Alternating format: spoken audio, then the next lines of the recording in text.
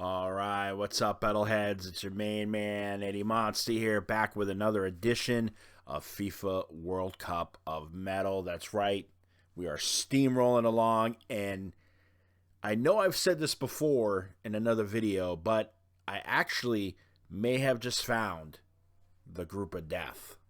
That's right, and for you that know what that means, in soccer terms, the group of death means that there's no certain pick. Right? Any of the teams could move on. They're all amazing.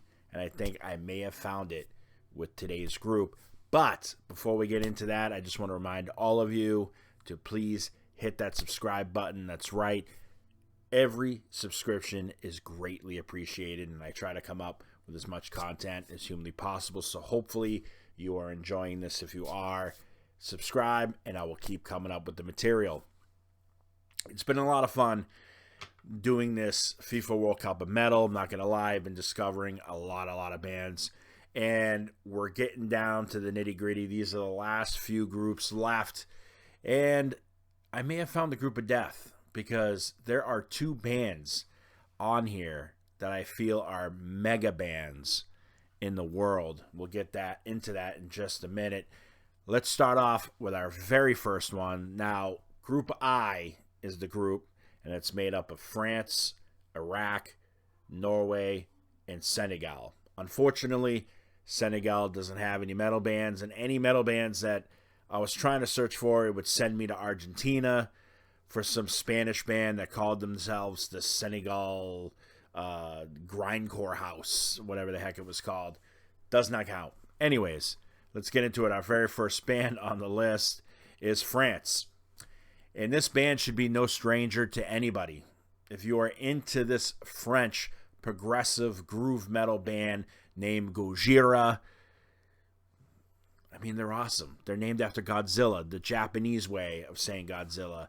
And they started in 96, and one of the best things I can say about these guys is every freaking release is just absolutely insane.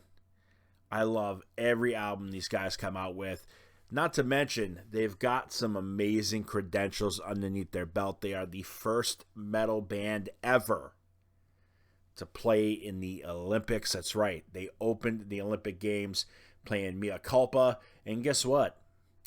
They also won a Grammy for Mea Culpa. So there you go. Their last release was in 2021. It was called Fortitude. I am waiting for a new release from Gojira, so that way I can cover them for 5 minutes or less. But anyways, let's check them out. Gojira.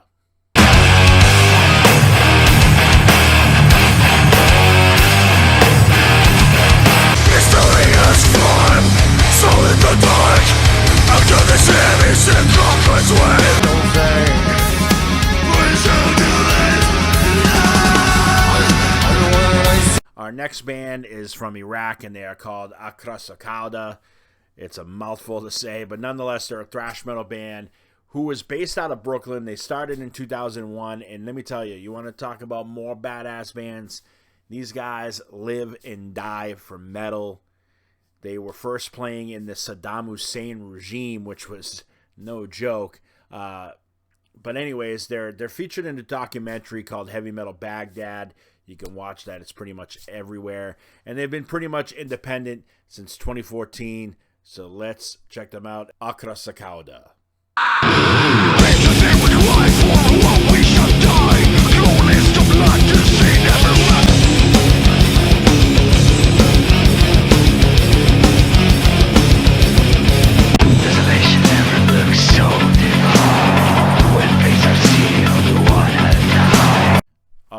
Last but certainly not least, this is another giant.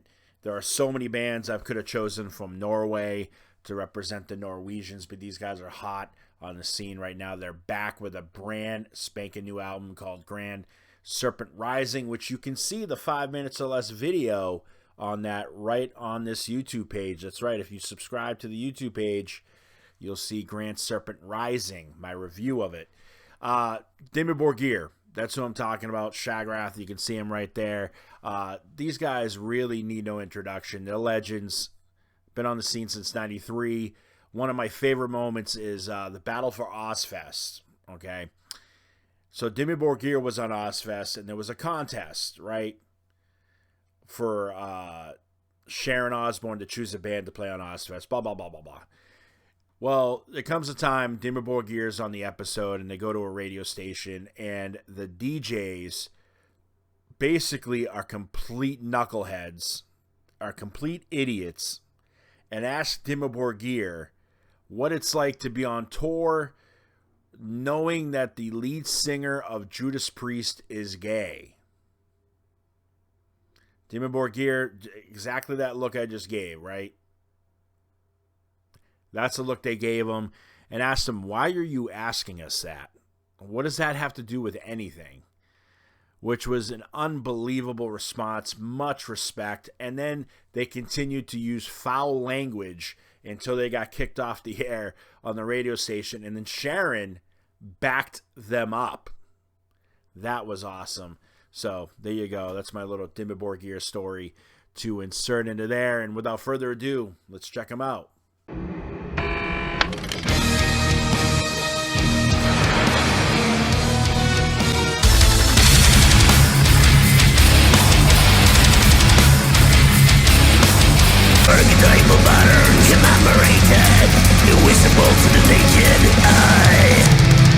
All right, and as always, I give you the bands. You can go and check them out for yourselves.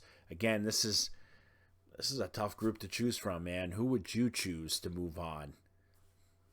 You know, it's up to you. But anyways, if you like what you see, subscribe to the channel. I try to create as much content as possible for all of you, and I appreciate every single one of you that subscribes. So hopefully you are enjoying these videos that I'm enjoying making. So that's going to do it. This is the FIFA World Cup of Metal Group I am your host, Eddie Monster. As always, stay metal.